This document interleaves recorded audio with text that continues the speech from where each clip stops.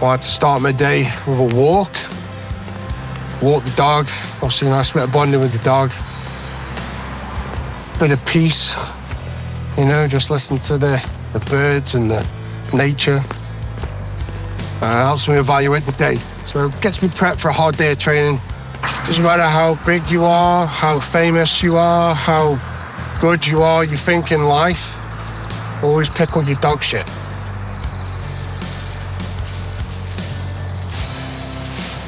All these dirty bastards back home who don't pick up your dog shit, you know better than everybody else. Pick up your dog shit.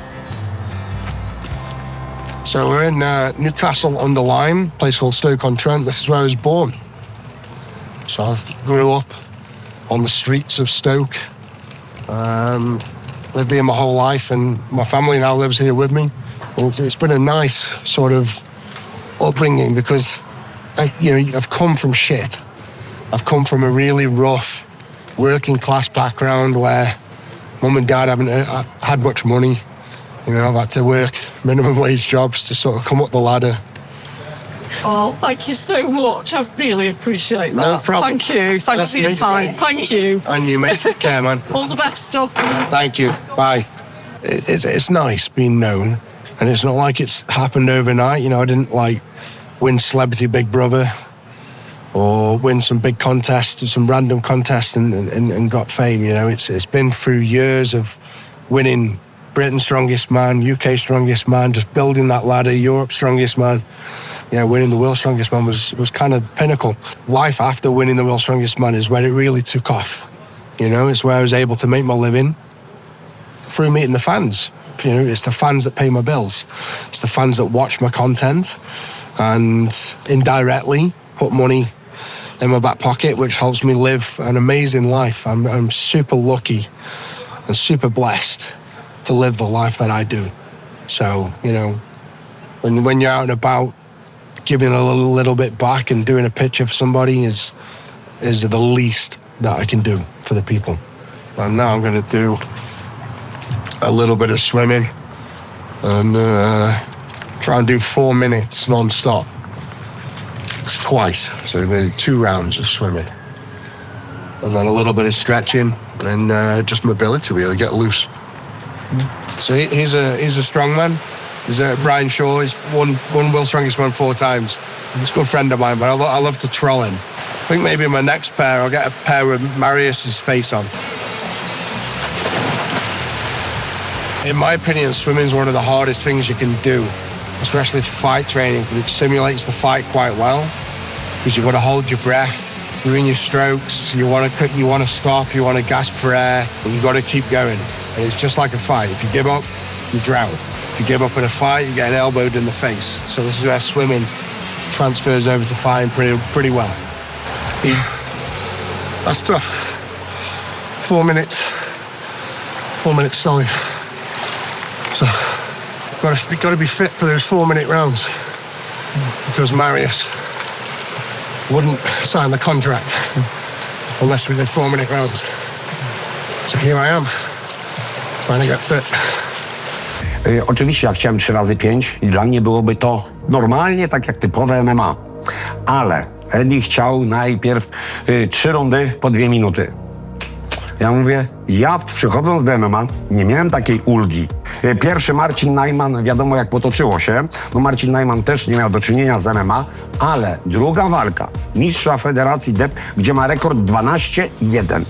I ja musiałem sobie poradzić. 2 razy 5 plus 3 dogrywka, bo taki był limit czasowy w KSW. I musiałem sobie radzić. Wynegocjował 2 rundy po 4 minuty i 90 sekund przerwy między. Bo mówi, że wtedy da radę. A ja mówię, dobra, mogę się już na to ci zgodzić i poczujesz, co to znaczy fajne MMA.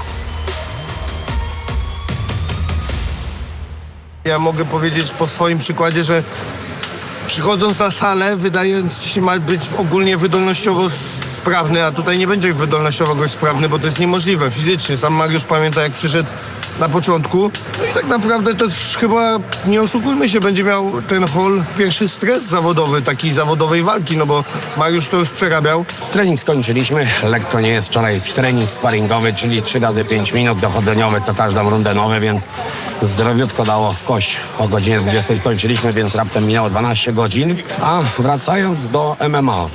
Miło słyszeć jest czasami od młodych kibiców, że dołożyło się te 5 groszy do popularyzacji MMA, że zwykły Janek Kowalski zauważył ten sport. Przechodząc do MMA w 2009 roku, ja wiedziałem, na jakim etapie jest MMA. MMA tak naprawdę kojarzone było z walkami z takich bandziorów, gdzie spotykają się gdzieś tam w ziemiach i obstawiają siebie. Tak zwane walki psów takie były. No i zgodziłem się na to, że wyjdę raz, może 2 maksymalnie do ringu klatki. Wtedy był ring. Z dnia na dzień z 300 osób na torwarze przyszło 6-7 tysięcy i oglądalność 6-8 milionów. Do dnia dzisiejszego niepobita jest, więc gdyby nie ten Mariusz i ta przeszłość, to nie wiadomo, gdzie to MMA byłoby.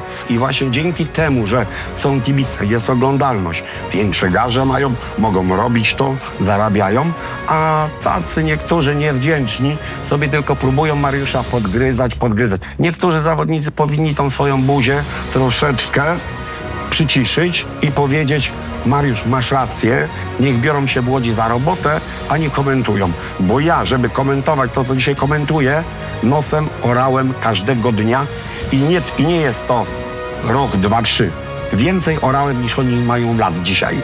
Niektórych, jak to się mówi, w kołysce jeszcze wtedy widziałem, jak ja byłem mistrzem świata. And everything's playing on the disadvantages that I've got, but then I have to sort of weigh everything up with the advantages that I've got. You know, I've got youth, I've got speed, I've got power. I look up to a lot of people in life, to movie stars, to fighters, to strongmen. And I think all these people have played small roles in my life. You know, Anthony Joshua has inspired millions of people around the world to get off their arse and go to boxing gyms. You know, rather than be the average guy that comes in and does the bare minimum, which is what most people do. Anthony Joshua inspires me to come in and give my absolute 100% every single time.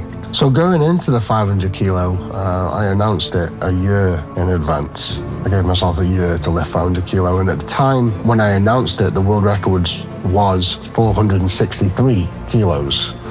So 37 kilos was to be added to the world record in one day, which everybody laughed at. You know, everyone said I was an idiot, a dickhead, a deluded, can't be done. So to get through that mental barrier was really, really hard. You know, I had to convince myself above anyone else, I had to convince myself that it was possible. In training, it took me, you know, probably 6 months to get up to like 470 kilos. And every time I went above that, my body would fail. But the flip switch moment for me was when a scientist told me about fast twitch fibers in the human body. Someone who goes to work and takes the kids to school like a normal day-to-day life probably has access to about 50% of their muscle fibers. An athlete who trains 15, 20 hours a week, you know, a very conditioned person, that body-mind connection's a lot better, probably has access to 65 to 70% of their muscle fibers. But then you hear stories of mothers that have been in car crashes and they've lifted cars off of their kids. And they get access to 100% of their muscle fibers through a massive release of adrenaline. I haven't told a lot of people this, but before the lift, I locked myself in a disabled toilet in the arena for about 15 minutes. And I just stared at myself in the mirror. And I was just thinking these dark, deep, horrible, horrible thoughts, to the point I was crying. I was like just so angry and upset. And when I'd got into a phase of like, right, you know, all this emotion and all this adrenaline was just building up and building up and building up, I literally turned, I kicked the door off the hinges, literally kicked it off the hinges, stormed out, got suited up and pulled that weight.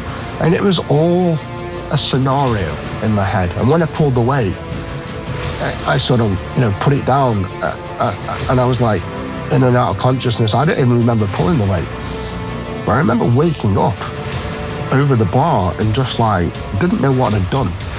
I put myself in this different, and I put myself on a motorway lifting a car off for my kids. And then I was back in the room. And I honestly, to this day, don't know how the did it. The secret to being big and strong is duck eggs. You got 3 big duck eggs. And then all fermented foods, like sauerkraut and kimchi, pickled food. No carbs. I don't eat any carbs at all. This is my recovery room. So I've got a cryotherapy chamber here. This goes to minus 200 degrees centigrade via liquid nitrogen. So do you remember when the Terminator gets turned into a piece of ice and then shot? That's what liquid nitrogen is. Physio bed. Whilst I'm having physio, I'll do the red light therapy. So I'm getting 2 things at once. I've got all professional TENS machines, shockwave machines, a little bit of a cardio room. And again, this is more for the wife, just a little bit of cardio while she can watch the Kardashians or whatever crap she watches. Kind of every Friday afternoon I'm at Ed's, Tuesday evenings as well. And we just basically address any issues that he's having from the training. But we're just doing a bit of a general maintenance, kind of keeping the body nice and free. He's had a tough week of training, no doubt. So we're just making everything, get everything flushed out to aid recovery ultimately. So now I'm going to jump in my hyperbaric chamber. And this is essentially a recovery chamber where you breathe pure oxygen. You're under pressure. So it's like being inside a tractor tire. And those pressures shrink down the oxygen molecules and force it into your body. So they reckon 1 hour in here is the same as having 12 hours outside. So essentially, I'm going to jump in here for an hour and a half. My body is going to think it's had 12 hours rest. So my body is going to feel like it's had a good night's sleep. And then I go and train again. So it just helps me train more frequently, harder. And obviously oxygenizes the body ready for cardio as well. So this is essentially it. Just lie inside a chamber. I've got all my controls on a panel here. So I can pressurize the chamber. I can turn the oxygen off. I can turn the pressure up and down. So it's a pretty cool setup. Right, you won't be able to hear me when I'm in here, so I will see you in an hour and a half.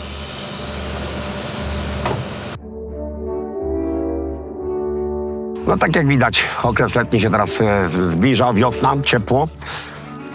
A jak ciepło będzie, woda się troszeczkę cieplejsza zrobi, no to karmienie ryb się zacznie, no i powędkować można. Tylko jak to wędkować, jak ja biorę paszę do ręki, no i ryby same w ręce wchodzą, same do wiaderka wchodzą, więc co tutaj wędkować? Rączka, pasza i karp ubity. No czyli co, no ręka jak młotek, no to co? Delikatne uderzenie było. No i wsiadać trzeba w koparkę. Chłopakom trochę pomogę. Dla mnie jest to troszeczkę taki relaks w wodach. Trening, praca w biurze, a tu do chłopaków czasami przyjdę godzinka, 2, pojeżdżę koparką.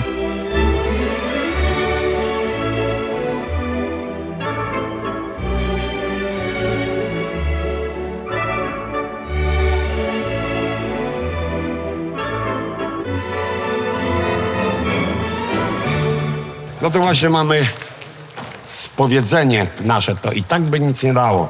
To właśnie było przy kulach, że troszeczkę słabszy czas zrobiłem, nie było pierwszego czasu, tylko był drugi czas i to i tak by nic nie dało, jakbym był w kulach pierwszy.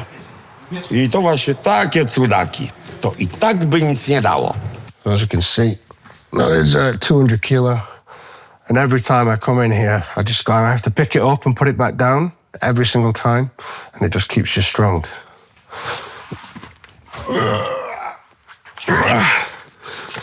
Okay. So, I do that every time I come in. Here's all my tortoises. So these are Aldabra tortoises, and these grow to 250 kilos. These are Helen and Steve. And that's named after my mum and dad.